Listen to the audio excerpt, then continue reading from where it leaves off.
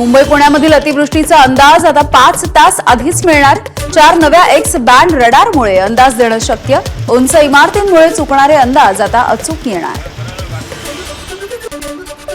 हिंगोली शहरामध्ये ढगफुटीसारखा पाऊस। शहरामधल्या रस्त्यांवरती पाणी साचल्यामुळे नागरिकांची तारांबळ। ग्रामीण भागातही पावसानं हजेरी लावल्यामुळे पिकांचं नुकसान। रत्नागिरी आणि आसपासच्या परिसरामध्ये पावसाची हजेरी। अचानक कोसळलेल्या पावसामुळे नागरिकांची तारांबळ। मागील 8 ते 10 दिवसांपासून रत्नागिरी जिल्ह्यासह कोकणामधल्या अनेक भागामध्ये मान्सून पूर्व पाऊस।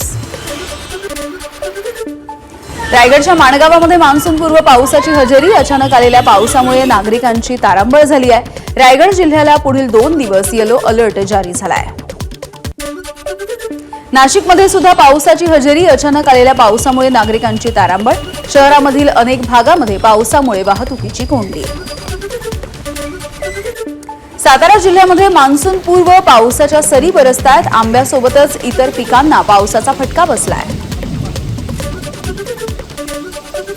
अहिल्यानगरच्या राहाता तालुक्यामध्ये वादळी वाऱ्यासोबत तुफान पाऊस पडला। दुकानांचे पत्रे सुद्धा उडाले। झाडांची सुद्धा मोठी पडझड।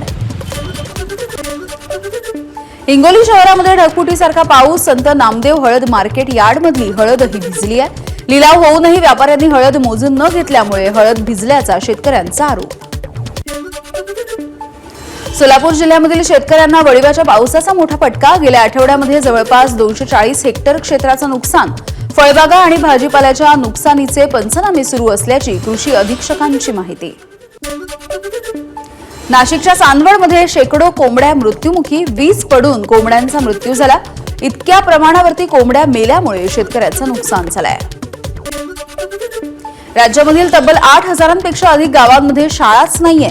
केंद्राने शैक्षणिक परिस्थिती सुधारण्याचे दिले निर्देश। 2025-26 साठी समग्र शिक्षण अभियानाच्या अर्थसंकल्प योजनेसाठी एक बैठक पार पडली। IIT मुंबई आणि जपानच्या तोहोकू विद्यापीठ यांच्यामध्ये आता ड्युअल PhDचा अभ्यासक्रम सुरू। दोन्ही देशांमध्ये यापूर्वी सामंजस्य करार झाल्याची माहिती। शिक्षक भरती घोटाळा प्रकरणी SIT गठीत। पोलीस उपायुक्त राहुल मदने यांच्या नेतृत्वामध्ये एकूण 9 सदस्यांची विशेष चौकशी समिती स्थापन। अमरावतीच्या गुरुकुंज मोझरीमध्ये शिक्षकांच्या मागण्यांसाठी प्रहार संघटनेचे अध्यक्ष बच्चू कडू मैदानात उतरले। जिल्हा परिषदेच्या शाळांना जाचक ठरणाऱ्या GRची बच्चू कडू यांनी होळी केली। साताऱ्यामधल्या कराड आगाराला मिळाल्या 5 नव्या बसेस। भाजपचे आमदार अतुल भोसलेंच्या पाठपुराव्याला यश। यामुळे नागरिकांचा प्रवास सुरळीत व्हायला मदत होणार आहे।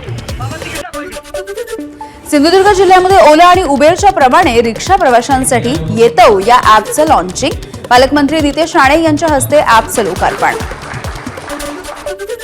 नाशिकच्या मालेगावमध्ये मित्रांसोबत पार्टीसाठी गेलेल्या तरुणाचा मृतदेह आढळल्यामुळे खळबळ। धारदार शस्त्राचा वार करून हत्या केल्याचं तपासामधून उघड। पोलिसांकडून पुढचा तपास सुरू। भंडाऱ्यामध्ये एका तरुणाकडून 16 वर्षाच्या मुलीवरती अत्याचार। खासगी फोटो सोशल मीडियावरती टाकण्याची धमकी देऊन अत्याचार केले। भंडारा पोलिसांकडून आरोपीला अटक। नवी मुंबईच्या APMC मार्केट परिसरामध्ये अंमली पदार्थ विक्री करणाऱ्या 2 जणांना अटक। 4 लाख रुपये किमतीचे अंमली पदार्थ सुद्धा पोलिसांनी जप्त केले। पुण्याच्या कोंढव्यामध्ये भरधाव इनोव्हानं मुलाला चिरडलंय। या अपघातामध्ये 13 वर्षांच्या मुलाचा जागीच मृत्यू झाला। वाहन चालकाला पोलिसांनी अटक केली आहे। नंदुरबारच्या नवापूर तालुक्यामधल्या चरणमाळ घाटामध्ये रेड्यांना घेऊन जाणाऱ्या ट्रकचा भीषण अपघात। ट्रक उलटल्यामुळे 26 रेड्यांचा मृत्यू। चालकही गंभीर जखमी। नवी मुंबईमध्ये बांधकामासाठी खोदलेल्या खड्ड्यामध्ये पडून 14 वर्षांच्या मुलाचा मृत्यू झालाय। खेळता खेळता पाय घसरल्यामुळे मृत्यू झाल्याची माहिती आहे। यवतमाळच्या नेरमध्ये कौटुंबिक वादामधून माजी सैनिकाकडून हवेत गोळीबार। यानंतर पत्नीनं पोलीस ठाण्यामध्ये तक्रार दाखल केली असता गुन्हा दाखल करून बंदूकही जप्त।